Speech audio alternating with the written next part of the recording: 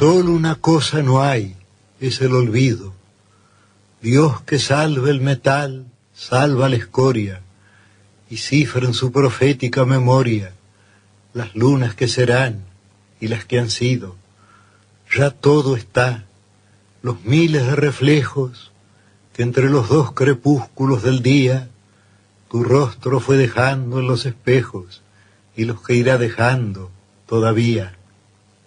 Y todo es una parte del diverso cristal de esa memoria, el universo. No tienen fin sus arduos corredores, y las puertas se cierran a tu paso. Solo del otro lado del ocaso verás los arquetipos y esplendores.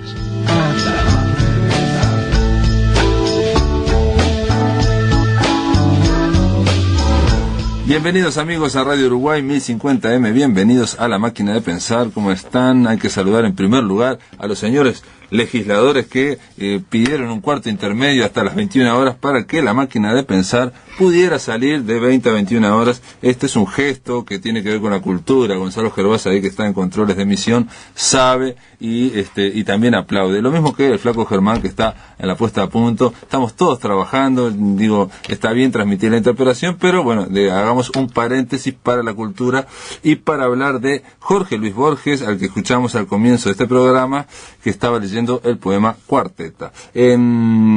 Pero de Borges vamos a hablar en los segundo y tercer bloque. En el primer bloque les doy la bienvenida a Lilian Irigoyen. ¿Cómo andas, Lilian? Buenas noches, ¿qué tal? ¿Cómo están? Lilian Irigoyen es poeta, pero resulta que también es narradora. Ah, es otra beta, ¿viste? Exacto. Ha publicado el libro de poesía La Simetría de Urano, y bueno, has tenido mención en distintos concursos, y bueno, en el Paco Espínola, ¿cierto? Yo me había olvidado en el concurso aquel que organizamos con la Biblioteca Nacional, tuviste una mención, entraste en el segundo libro. Pero ahora estás presentando una novela corta, o más o menos corta, que se llama Axis Mundi, y de entrada uno dice, Axis Mundi, ¿qué es eso? Por eso está Nerón debajo. Claro, está Nerón y está el busto de Nerón. Es una autobiografía ficcionada, digamos, de Nerón. ¿Pero qué es Axis Mundi? Y Axis Mundi es una novela que se refiere a un personaje muy controvertido de la historia, y trata de humanizarlo, ¿no? Porque nosotros siempre escuchamos esa versión del incendio de Roma. Sí, el emperador Nerón tiene muy mala prensa, digamos. Es decir, de todos los emperadores, que es terrible. Bueno, Calígula también tiene mala prensa, pero Nerón encima es representado como gordo, feo, o sea, tiene todo, ¿no? O sea, encima tiene que estar vinculado al asesinato de la madre, o sea, tiene todo, digamos, el sumum de lo que es considerado lo antihumano, si se quiere decir. Entonces, yo qué sé, me pareció interesante tratar de ver con la visión actual, y a la vez intentar de captar esa visión de un emperador que tenía el poder absoluto en sus manos, y que evidentemente un ser humano actual, un hombre, una mujer de esta época, le es difícil captar esa cuestión de poder absoluto, ¿no? Que nosotros no lo conseguimos. Sí, poder absoluto. Sobre vida, muerte, y era considerado, ya que el emperador determinaba la decisión, era perfecto, porque el emperador era lo máximo sobre la tierra. En esa Axis Mundi, bueno, aclaremos también que en latín quiere decir eje del mundo, y el eje del mundo es el emperador, es Nerón, que es el eje del mundo, y que en esta autobiografía está siendo, como él escribe, está siendo ya en el último momento, está siendo acorralado, está cayendo en desgracia, y ahí recapitula sobre toda su vida, ¿no? Claro, tal vez esa es la etapa donde uno se humaniza más, cualquier ser humano, ¿no? Correcto. Cuando ve para atrás, puede ver sus errores, o puede admitir uno capaz que con cierta nostalgia los errores que tuvo, y bueno, creo que es la única manera de humanizarlo, porque si no hubiera sido casi imposible. No, y también bueno, hay una serie de claves al final de la novela que de alguna forma como todo ser humano, explicaría o contextualizaría por qué Nerón era tan cruel con incluso con seres amados, con mujeres que amó, y hasta con hombres que amó también. Era cruel con todos, era impresionante. Creo que el eje que lo dominó a él fue mucho el miedo, ¿no? El saberse que todopoderoso, pero, porque el pero, con esos puntos suspensivos, se lo tenía que considerar desde el momento que él sucedió a emperadores que a su vez tenían todo, eran superpoderosos, sí, aunque no es la palabra exacta. No, pero está bien, es el drama íntimo de todo el poder, ¿no? ¿Qué pasa? Que no te puedes dormir, no puedes confiar en nadie, exacto. ¿no? Es esa historia de tipo el otoño del patriarca, o sea, el tema de estar siempre alerta, porque en realidad todo el mundo te quiere desbancar, todo el mundo te dice que te quiere, pero en el fondo no sabes cuánto es de cierto y cuánto no. Y además es el hecho que vos, supongo que uno soñó como él, llegar a ese lugar, lo tiene y dice qué divino llegué, pero después no es solo que divino llegué, ¿cómo me quedo acá? En el caso de él también él lo plantea como que, y aparentemente, eso te lo pregunto, en la historia hay un peso muy grande de su madre, Agripina, que como que lo programó, digamos, para que él llegara ya desde niño, ¿no? Para llegar a ser emperador, y ella, bueno, mató a quien tuvo que matar para que él llegara. Exactamente, la historia de Agripina también es muy interesante, ¿no? Es una mujer que también se crió en una familia muy poderosa, que se acostumbró a mamar y a desear el poder, vio las destrucciones dentro de su propia familia, y bueno, creo que el motor principal que tuvo Nerón y uno de los ejes más fascinantes de los personajes está siempre dado a través de la relación de la madre, ¿no? Bueno, por eso te digo, en todo personaje, y por eso digo la contextualización, al final la clave está, digamos, en la madre, ¿no? Es decir, para tratar de humanizar a este personaje. Una pregunta, ¿por qué no se te ocurrió escribir sobre Agripina, que estamos hablando que no es tan famosa, pero Agripina, entre otras, tiene una sexualidad impresionante, que lo utilizaba todo para el mismo sentido, ¿no? Exacto, acumular poder. Entonces, por un lado, una gran sexualidad, por otro lado, una crueldad sin piedad, y él dice en un momento, ¿no? Agripina que tuvo relaciones con su tío, el emperador Claudio, con su hermano Calígula y con su hijo Nerón. Sí, que por lo menos está insinuado en muchos lados que se llegó a consumar con Nerón. Pero digo, el personaje de Agripina tal vez no es tan fascinante como el de Nerón, ¿no? Porque Agripina es el personaje del poder por el poder mismo, y es lo que se ve de ella. Este hombre fue moldeado para hacer el poder por una mujer, cuando generalmente eran los poderosos siempre eran los hombres. Sin embargo, él fue moldeado por una mujer que lo trató de tomar como objeto para ella consumar su poder a través del hijo. Y sobre todo me pareció interesante hasta el punto de cómo él decide asesinar a su madre, ¿no? Es esa cosa donde el objeto más amado de la infancia, como es la madre, pase a ser y sigue siendo después el objeto más amado, pero más odiado también. No, y aparte, aparentemente, él, por lo menos lo que dice él en la narración, obviamente tuya, y cuando un narrador habla de sí mismo tampoco se le puede creer todo lo que está diciendo. Pero él en un momento dice que por más que la amaba como madre, bueno, y la odiaba por todo esto que está diciendo, el tema era que le interfería en su gobierno, en su poder. O sea, era un poder dentro del poder. Ella siempre, obviamente, quería el poder, y como no podía ser emperadora, quería estar atrás de... Ahí está, quería Entonces, para independizarse, tiene que mandarla a matar. Supongo que debe hacer, porque acá hay parte, o sea, de lo que la autora piensa y lo que la autora traduce de todo eso. Supongo que eso vino es mucho más profundo. Lo tomé desde la idea de abandono que tuvo desde niño, la idea también en que Séneca su preceptor tuvo su modo de manipularlo. Sí, su influencia. Cuando él era joven, aparentemente Séneca, Séneca, el famoso filósofo romano, era el preceptor de él, digo, ¿no? Un tipo que de un nivel impresionante, y él termina mandándolo a matar, ¿no? También, porque también intentó manipularlo. O sea, un filósofo que practicaba determinada austeridad, y como bien se ve ahí, también tenía sus sestercios, sus dineros.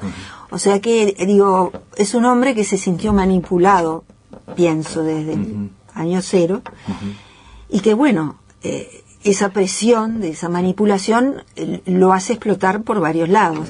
De hecho, es un hombre que después murió también muy joven, ¿no? Nerón. Sí. Pero lo mataron, obviamente. Claro, pero digo, era obvio, iba a llegar. ¿Y después quién viene después de Nerón? Bueno, después está Galba, que es un tipo de 73 años que viene ahí. Ahí está. Un general. Una pregunta, este libro, Nerón, Axis Mundo, el eje del mundo, esta biografía novelada o autobiografía novelada, sacó un premio, una mención en un concurso del MEC. Sí. Sobre Nerón se ha escrito, y se ha escrito sobre Yo Claudio, y se ha escrito sobre Emperador Adriano, las memorias de Adriano, o sea, hay un montón, ¿no? Famosos, y no tan famosos, ¿no? Y ¿no es un acto de valentía ponerte a escribir ahora sobre Nerón en el siglo XXI?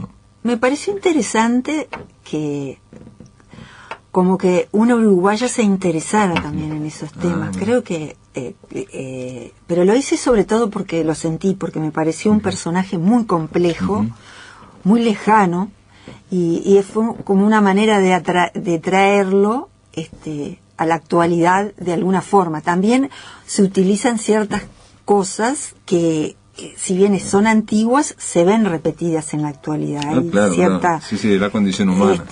Creo que es como un deseo de mostrar la circularidad del mundo, ¿no? De la vida. Y decime, Lilian, como decía fuera del micrófono, como que para escribir esta novela te basaste mucho en la historia. O sea, aquí no hay ningún hecho inventado, digamos, histórico, hay, ¿no?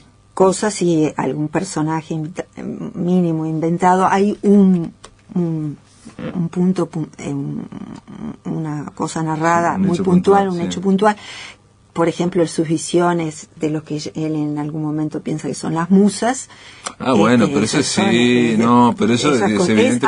Porque no, eso en un momento Nerón tiene unas ciertas visiones al amanecer, pero eso es obvio que es una cuestión, digamos, creada simplemente a nivel de novelar. Claro, que tiene que ver con, digamos, con la percepción subjetiva, digamos, de ese protagonista. No, me refiero a que todos los otros, los que lo acompañan, todos los otros hechos, todo lo que está ocurriendo. Todos los personajes también, los personajes centrales, sí.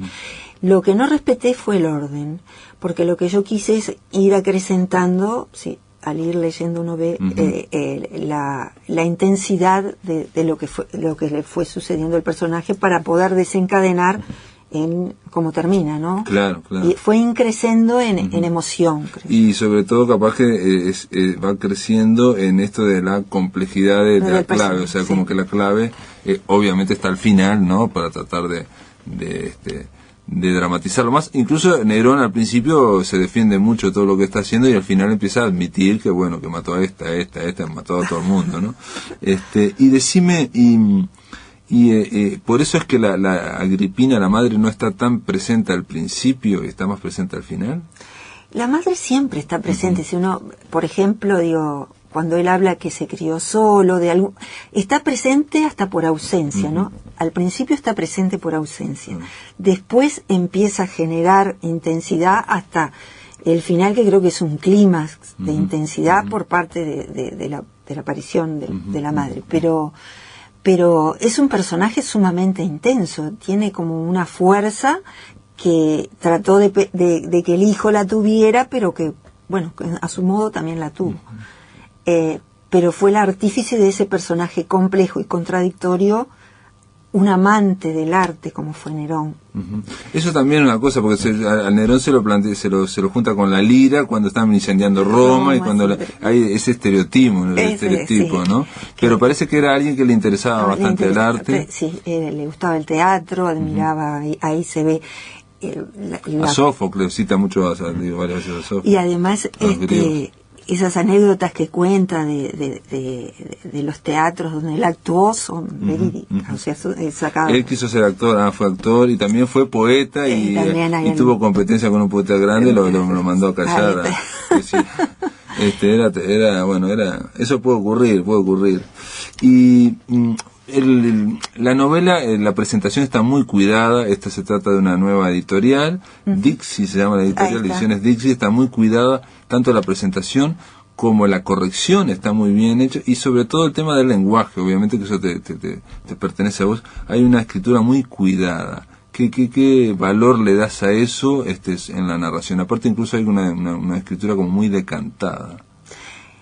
Creo que cuando uno hace una novela histórica, escribe una novela histórica, el lenguaje es fundamental, porque si queremos retrotraernos a alguna época anterior, algo del lenguaje cotidiano debe cambiar.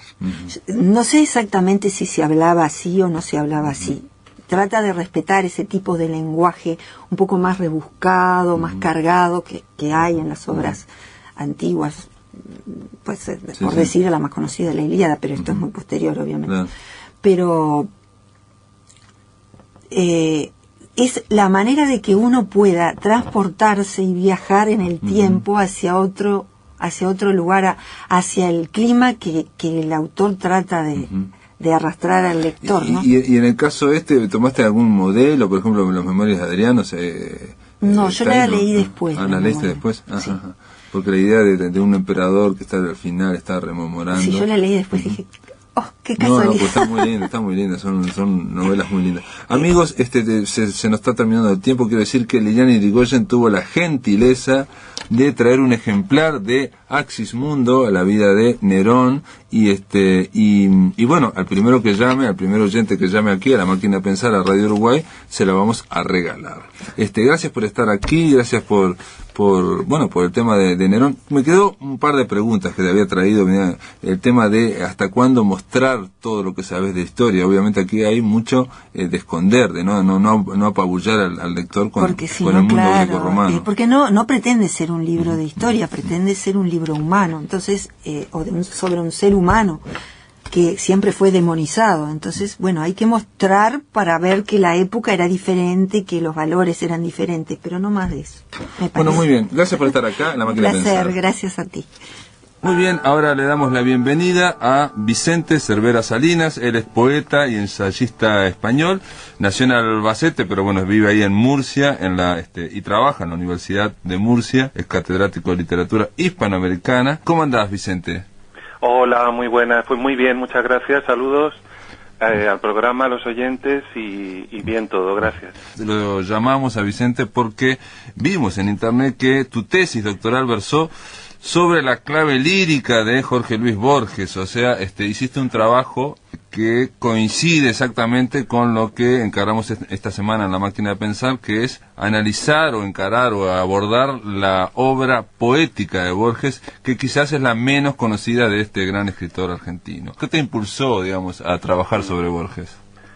Bueno, yo realmente cuando empecé mis estudios sobre la literatura hispanoamericana, la literatura de Borges era bastante ya divulgada en los medios internacionales, pero como ha señalado, fundamentalmente el género del cuento, la narrativa de ficción, también los ensayos, pero sobre todo los cuentos.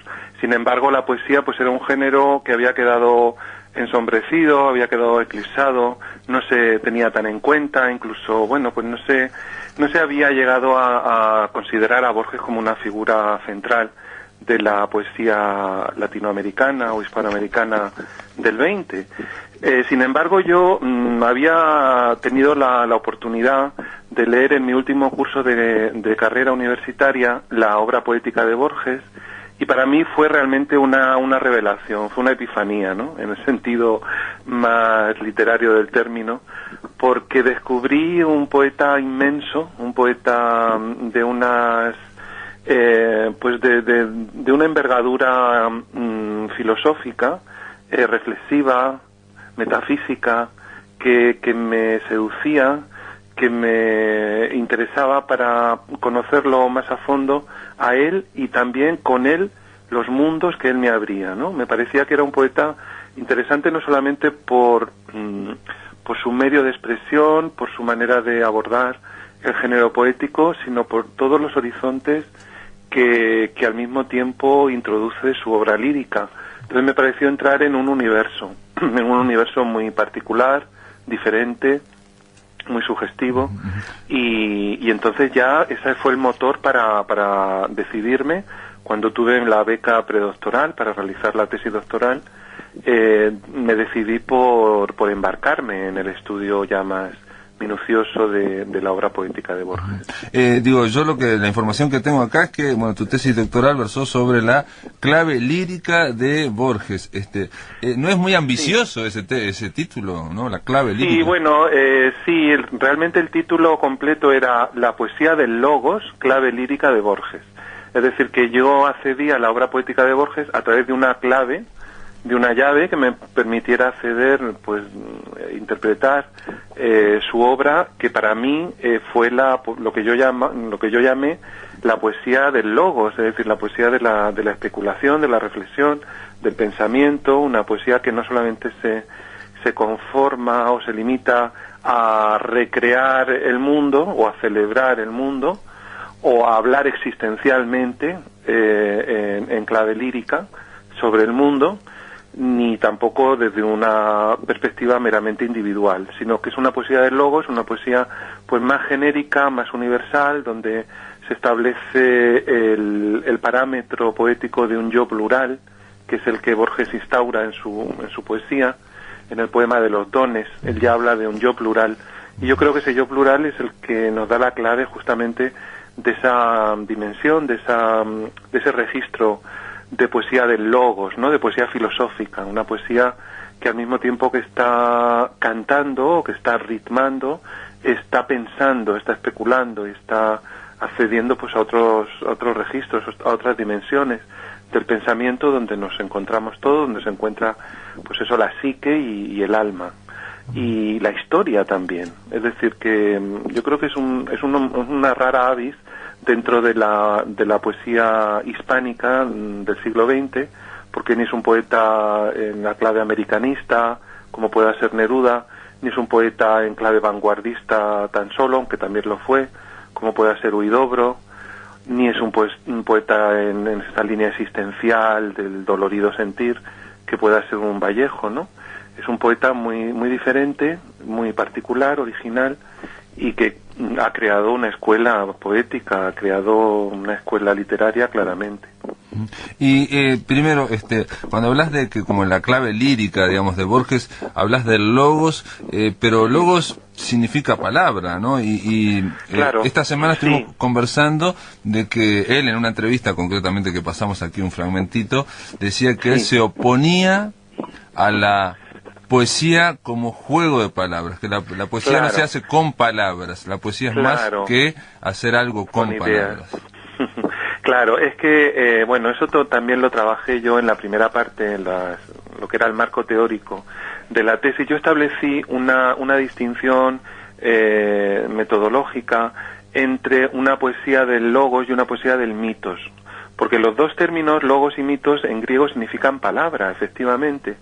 Así como epos también significa en griego palabra, pero son palabras que nos remiten a distintos conceptos, ¿no? El epos sería la palabra que narra, que cuenta, de ahí la poesía épica, una poesía narrativa.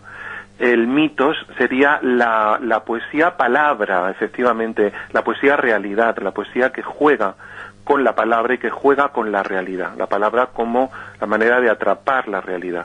Mientras que la poesía del logos es la palabra que piensa, porque el logos es palabra, pero recordemos que también en griego significa razón, pensamiento. De hecho, el logos es el origen de la filosofía socrática, de la filosofía platónica.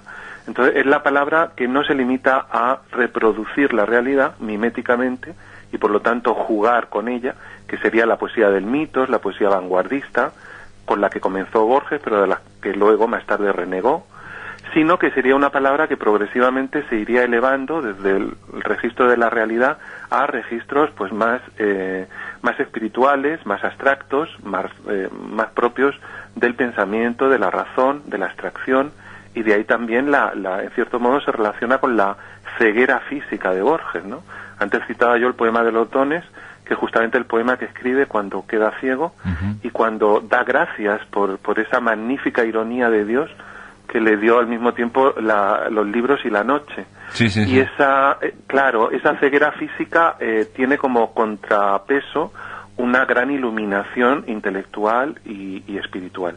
Entonces la poesía del Logos es una poesía que se basa en una palabra que no es la palabra física, que no es la palabra del nominalismo, sino que es una palabra que piensa, que abstrae, que razona. En el poema de los dones, es uno de los más famosos de Borges, sí. La ironía de Dios consiste en que al mismo tiempo le dio los libros, se decía, lo puso en la dirección de la Biblioteca Nacional de Buenos Aires, y al mismo tiempo le dio la noche, es cuando se queda sin vista, y él plantea así, el que está escribiendo este poema será Borges o será Grusac, Paul Grusac, exacto, que era un anterior director de la Biblioteca Nacional, que también era ciego. Claro, y de ahí infiere Borges un concepto al que me he referido anteriormente, que es el del yo plural. ¿Cuál de los dos escribe este poema de un yo plural y de una sola sombra? Dice Borges, ¿no? Entonces hay una sola sombra, pero hay un yo plural. Esto es interesantísimo, es un sintagma de una originalidad tremenda, y al mismo tiempo yo creo que da con la esencia de lo que es la poesía, ¿no? Porque la poesía es más allá, va más allá, remonta el estadio del yo individual para alcanzar el del yo plural. Eso se sabe cuando se lee, pero el escritor que alcance ese estatuto de yo plural es mucho más difícil, ¿no? Porque tiene que salir de lo que decía Schopenhauer, que es el principio de individuación, de lo que nos limita como entidades individuales. Y Borges, que había sido lector de Schopenhauer y de la filosofía platónica, pues yo creo que tenía muy clara que la idea de que la poesía no podía quedarse en el registro del yo, en el registro del lamento particular, del registro de las experiencias cotidianas, que la poesía era algo más. Y por eso reniega también de los principios de la vanguardia, y reniega también de la poesía confesional, y reniega pues de toda una tradición, de un romanticismo tal vez mal entendido, porque el verdadero romanticismo, el romanticismo de un Keats o de un Blake, ¿no? o de un Wordsworth, pues tenía mucho más que ver con ese concepto universal del yo. Y por eso entonces en la poesía de Borges hay esa ausencia tan notoria de que no menciona el amor nunca o casi nunca. Claro, efectivamente. Eso tiene que ver también con una especie de pudor de exhibición de la experiencia personal. Un pudor ante la exhibición de la experiencia personal que tiene que ver con el hecho de que sea muy difícil registrar en la poesía de Borges elementos autobiográficos. Hay algunos elementos autobiográficos, por supuesto, pero están tan tamizados y tan elevados a otras categorías, a otras dimensiones, que no nos interesa tanto el conocimiento o el reconocimiento de lo que le pudo acontecer al sujeto biográfico Jorge Luis Borges, sino cómo a partir de ahí él trasciende esa experiencia y lo lleva a otro nivel. Por eso digo que es muy original dentro de lo que es las voces de la poesía hispánica del siglo XX. Cuando digo hispánica me refiero a Hispanoamérica y también a España. La poesía de Borges, por eso también creo yo, ha tardado en reconocerse como una poesía de una gran magnitud y de una gran calidad, porque bueno, yo cuando estaba haciendo la tesis, pues la gente me decía, bueno, Borges, pues sí, un gran narrador, un gran autor de ficciones, de textos policiales, de textos de fantasía, pero su poesía, pues una poesía muy fría, muy marmórea, muy alejada, ¿no?, del yo, pero se tomaba como algo negativo, cuando yo creo que en realidad lo que hace Borges es devolverle a la poesía, pues un grado, que es un grado genuino de ese sentido de una poesía universal, de una poesía del logos. Muy bien, Vicente Cervera, poeta y ensayista español, estamos conversando con él. Después de la pausa continuamos aquí en La Máquina de Pensar, conversando sobre Jorge Luis Borges. En el aire de Radio Uruguay, La Máquina de Pensar.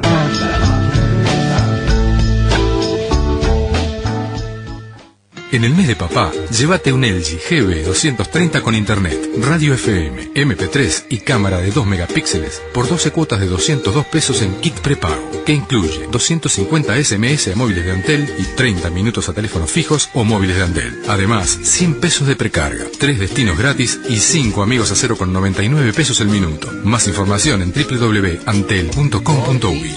Todo lo que hago lo hago por ti. Es que tú me sacas lo mejor de mí. Luego de 40 años, vuelve la gran ópera al Sodre. Eugenio Onieguin de Tchaikovsky, el espectáculo del año. Más de 200 artistas en escena en una impactante coproducción internacional. La ópera que conjuga todas las artes con primeras figuras de la lírica internacional.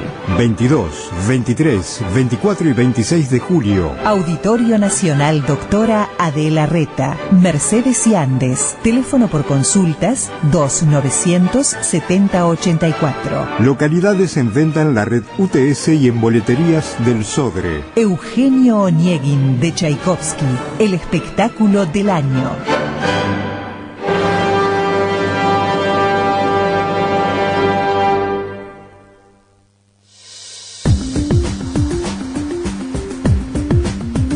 Cuarta edición. Informe Nacional, cuarta edición. De lunes a viernes a las 22 horas, con la conducción de Gustavo Pérez Berrueta. Cuarta edición.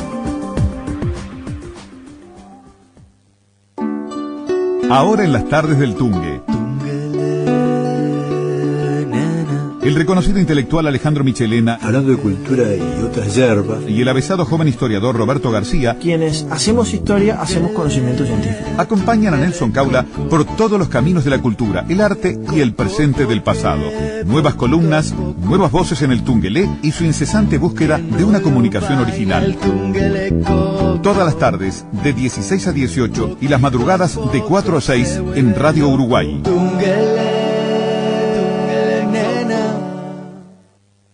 Somos Radio Uruguay, 1050 AM, Montevideo, Uruguay, y sus repetidoras 103.9 FM Colonia, 100.1 FM en Bella Unión y 98.7 FM en Artigas. Emisoras de Radiodifusión Nacional, Sodre.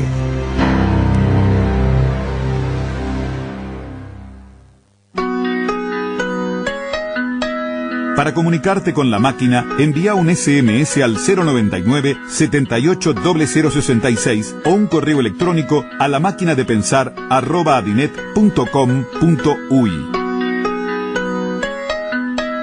Si querés volver a escuchar charlas, entrevistas o columnas, ingresa a piensamáquina.blogspot.com y bienvenido al corazón de las palabras.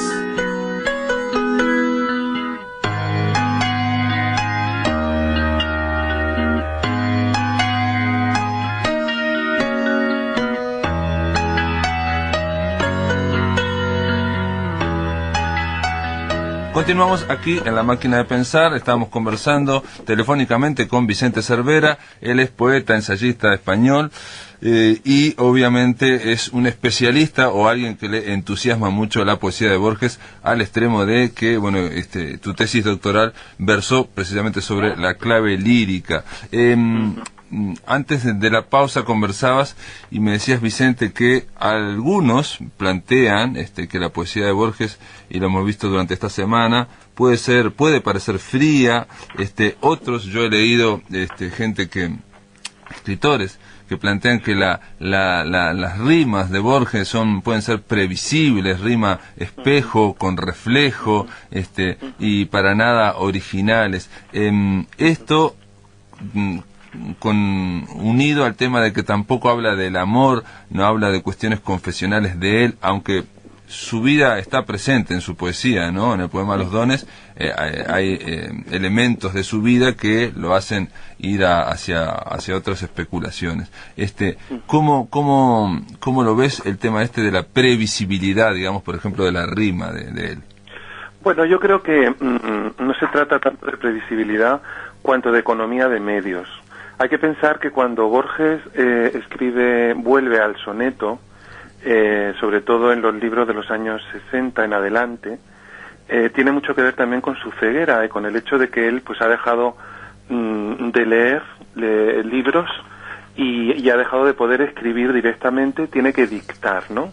Entonces, a la hora de dictar un poema, pues lógicamente se cede todo a la memoria, a la capacidad que tú tienes de ir componiendo en el soporte de tu memoria, no en el soporte de un papel, o bueno, hoy en día puede ser de un ordenador, ¿no?, personal. Entonces, eso también explica, de algún modo, esa repetición que hay de temas, de técnicas, de rimas, en gran parte de la poesía de madurez y de senectud de Borges, donde lo importante no es la originalidad, no es la novedad, no es la sorpresa. Es un escritor que ha ido huyendo progresivamente de lo barroco, de la agudeza y arte de ingenio y del arte como juego de artificio, y que ha ido cada vez más encaminándose pues por razones estilísticas y también por razones biográficas, como estoy diciendo, la ceguera, ha ido encaminándose pues hacia un tipo de creación poética donde no cuenta tanto la originalidad como la profundidad, como la insistencia y como, digamos, la verdad poética que él nos transmite. Borges en ese sentido es bastante humilde. Él nos dice que no nos quiere transmitir grandes, o muchas, mejor dicho, muchas ideas, sino unas pocas claras, definidas, fijas y repetidas ideas. Entonces no creo que haya que censurárselo, sino que hay que entenderlo por una serie de motivos, algunos biográficos y otros de estética, ¿no?, de elección. Esto se ve muy claramente en el arte poética. El arte poético. Sí. Claro, no sé si lo habéis estado comentando. No, es que era la siguiente pregunta que te iba a hacer. En arte poética. Curioso. Estamos conectados. Es impresionante. Él dice en arte poética que la poesía es inmortal y pobre. Y pobre, justamente, era lo que yo quería comentar, esa coordinación tan original, curiosamente, de términos tan extraña, tan paradójica, ¿no? Es inmortal y pobre, exactamente. Pobre porque es como la metáfora de Ítaca, cuando Ulises regresa a Ítaca, en realidad regresa a un lugar bastante pobre en relación a lo que él ha podido contemplar y experimentar en su largo viaje, en su larga odisea. Ha podido ver ciudades mucho más ricas, más esplendorosas, grandes riquezas, grandes lujos, cosas extraordinarias, fantásticas. Y sin embargo, él lo que más desea y donde más goza es cuando regresa a su pobre isla, ¿no?, a su Ítaca verde e inmortal. Pues el arte, dice Borges, el arte poética es como esa Ítaca de verde eternidad, no de riquezas. Es pobre, pero al mismo tiempo es inmortal. Es decir, que el arte toca con las esencias, nos lleva a lo esencial, nos lleva a lo realmente importante, nos lleva a las grandes ideas, a las grandes verdades, ¿no?, como decía Keats. Verdad y belleza es todo lo que sabemos de este mundo y todo lo que tenemos que saber. No tenemos que saber nada más.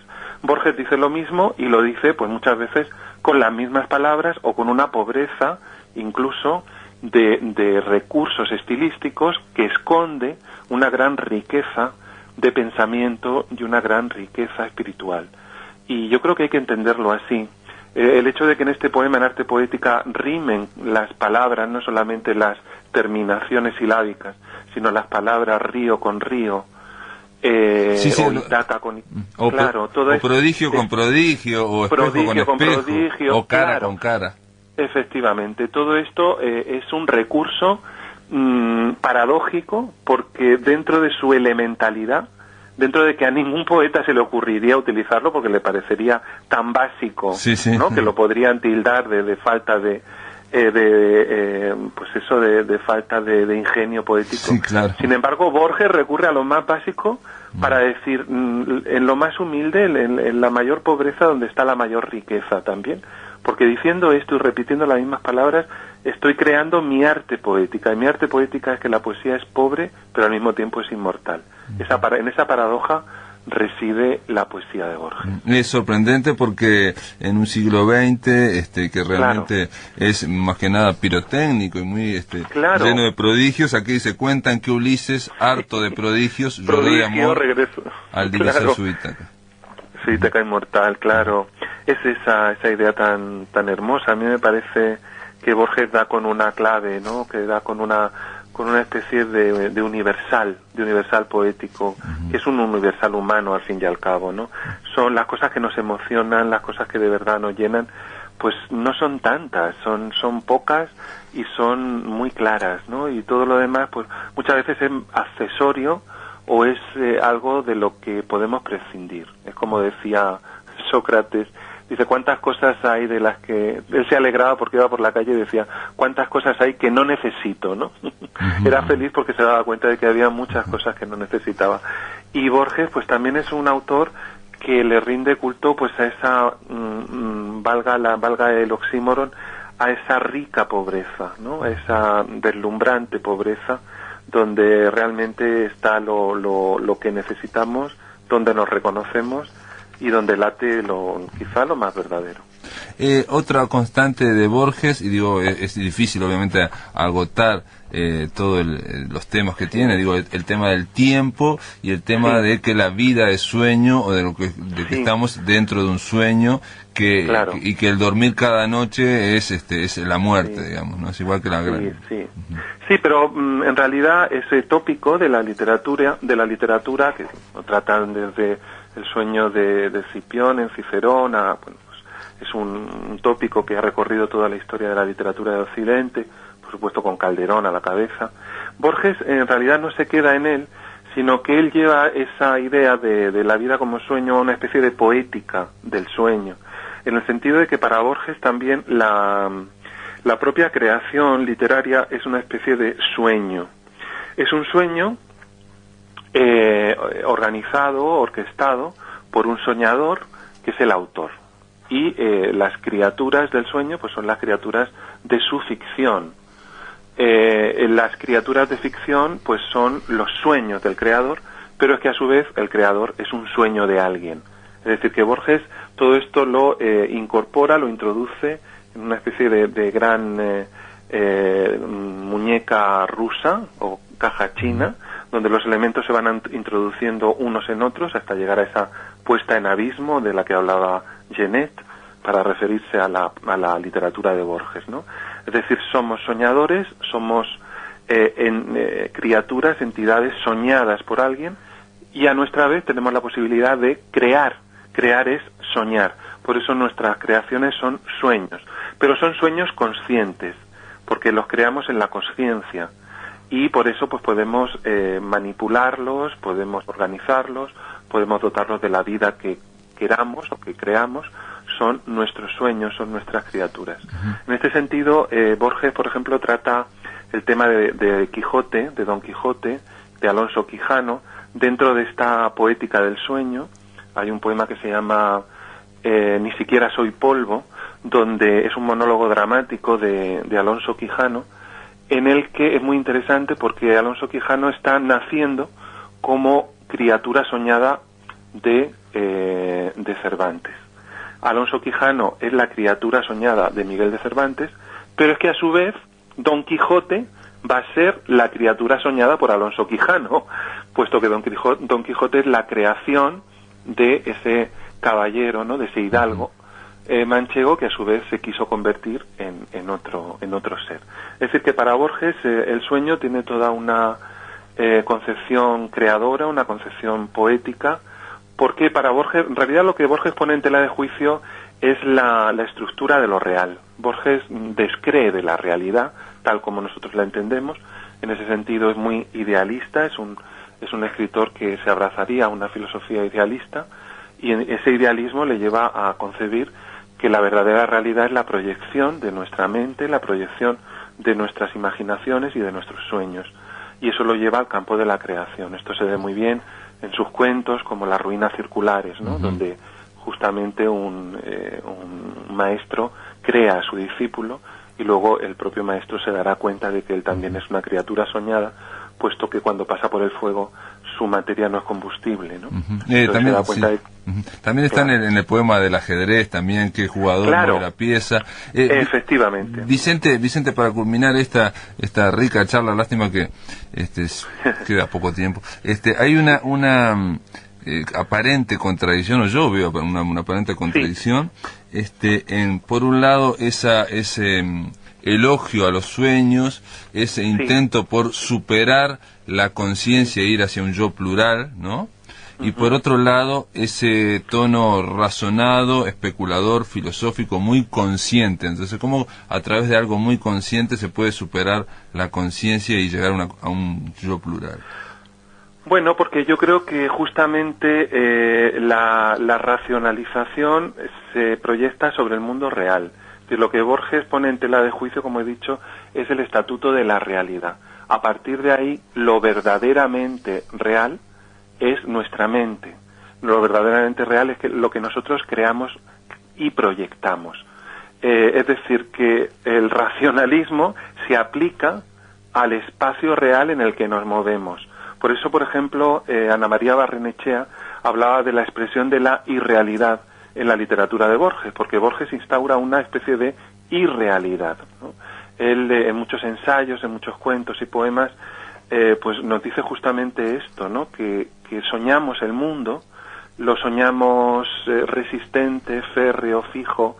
Creemos que el mundo que soñamos es un mundo verdaderamente estable, y que lo hacemos para darnos la seguridad de que vivimos en ese mundo real, pero que dejamos, él lo dice de una manera bellísima, esto lo dice en un ensayo que se llama Avatares de la Tortuga, dice, dejamos breves y eternos intersticios de sin razón para saber que es falso. Es decir, que en ese mundo aparentemente real en el que nos movemos y que necesitamos, para no volvernos locos, necesitamos movernos en un mundo aparentemente fijo y estable, dejamos intersticios de sin razón para saber que en el fondo ese mundo es falso, es irreal. Impresionante, es como si fuera Matrix. Claro, exactamente, por eso Borges es tan